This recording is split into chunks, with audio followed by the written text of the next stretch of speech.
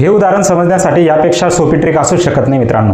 उदाहरणामध्ये म्हटलेलं आहे खरेदी किंमत ही छापील किमतीपेक्षा 10% कमी आहे, म्हणून मी छापील किमतीला 100 मानून घेतो। छापील किंमत आपली आहे 100। आता मित्रांनो छापील किमतीपेक्षा 10% कमी खरेदी किंमत आहे।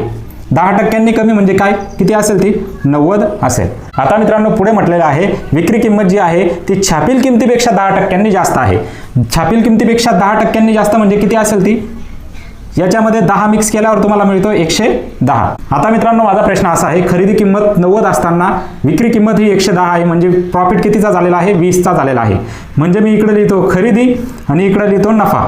आता मित्रांनो या ठिकाणी 90 रुपयावर 20 रुपये नफा झालेला आहे, तर 100 रुपयाच्या वस्तूवर किती रुपये नफा होऊ शकतो, याचा जर मी तिरकस गुणाकार केला तर मला मिळतो मित्रांनो हे दोघं शून्य याच्यापैकी एक कॅन्सल करतो, हा शून्य इकडे नेतो मी, 9 1 9 9 2 18, पुन्हा 2 उरले, 9 1 9 9 2 18।